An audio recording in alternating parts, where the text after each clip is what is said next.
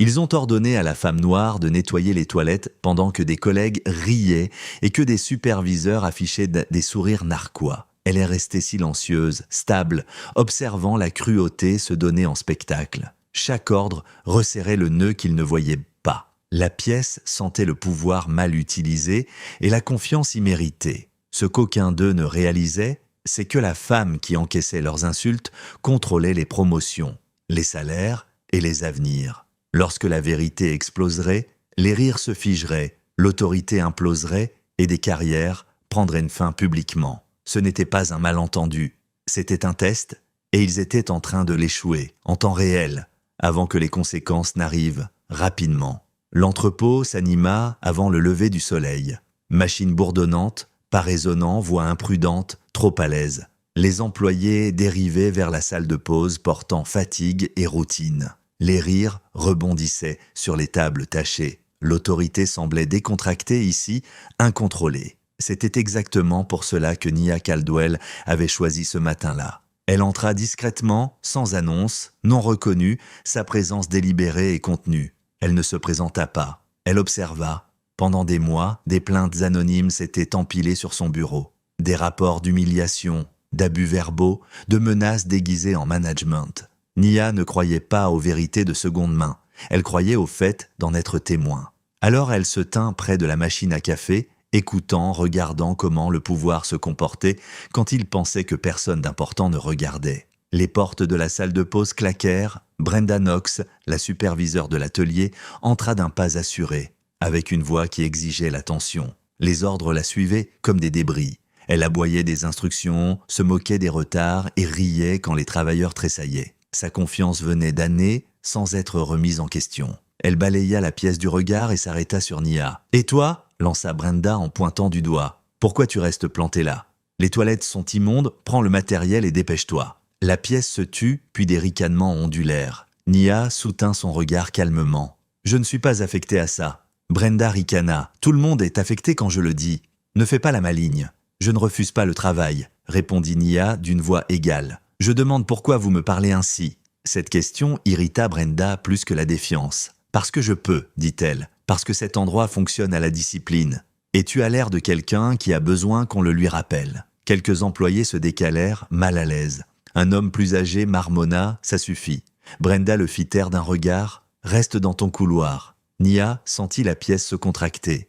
C'était le moment décrit dans les plaintes. La cruauté banale, la dégradation publique. Brenda s'approcha. Si tu ne suis pas les instructions, j'appelle la sécurité. Tu veux ça pourquoi ? Pour avoir refusé ta superviseure ? Demanda Nia. Brenda sourit, fière. Exactement. Nia hocha lentement la tête. Tu es ma superviseure. Le sourire de Brenda s'élargit. Évidemment. Et qui te supervise ? Brenda balaya la question d'un geste. La direction générale. Il ne se déplace même pas. C'est moi qui fais tourner cet endroit. Les mots restèrent suspendus.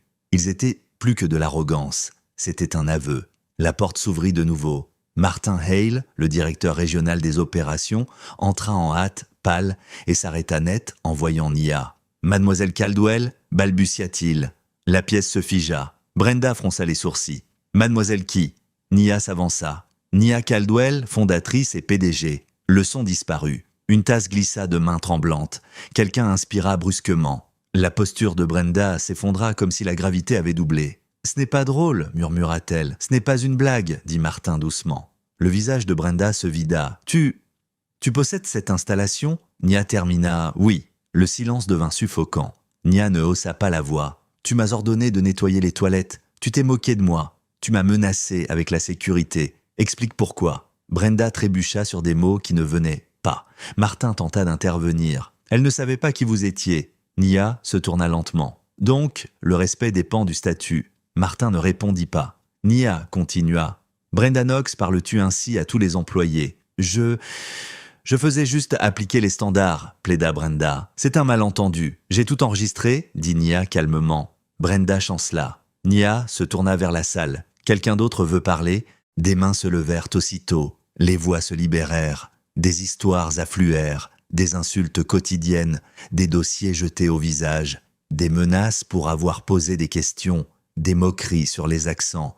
Des travailleuses enceintes traitées de fardeaux. Des plaintes ignorées, La peur normalisée, Brenda s'effondra en larmes. « S'il vous plaît, supplia-t-elle, j'ai besoin de ce travail. » Nia inspira lentement. « Pendant des années, tu as utilisé ton autorité pour rabaisser les gens. Le pouvoir abusé devient pouvoir perdu. » Elle regarda Brenda droit dans les yeux. « Tu es licenciée ?» avec effet immédiat. Des halètements suivirent. La sécurité apparut. Brenda fut escortée dehors, ses cris s'éloignant dans le couloir. Un soulagement bref se répandit. Nia se tourna vers Martin. « Tu savais ? Je n'en ai pas été témoin personnellement, dit-il désespérément. « Ça, répondit Nia, c'est le problème. » Elle marqua une pause. « Tu es licencié aussi. » La protestation de Martin mourut sans être entendue. Lorsque la sécurité revint, Nia s'adressa aux employés restants. « Chaque employé ici conservera son poste. Vous assisterez à une réunion à midi. Nous allons reconstruire cet endroit correctement. » Des larmes remplirent des yeux. Quelqu'un murmura « Merci ». Nia hocha la tête une fois. « Vous méritez une direction qui vous voit avant de vous commander. » Lorsqu'elle sortit, la pièce se sentit différente. Dos plus droit, respiration plus stable, dignité retrouvée.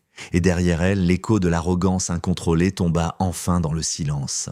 Si voir une force calme démanteler l'abus t'a donné des frissons, ne fais pas défiler. Aime cette vidéo pour soutenir des histoires qui disent la vérité. Partage-la avec quelqu'un qui croit que le respect ne devrait jamais dépendre du statut. Et commente la phrase ou le moment qui t'a le plus frappé. Abonne-toi et active les notifications pour plus d'histoires où le pouvoir caché s'élève, la cruauté s'effondre et la dignité est reprise sans excuse.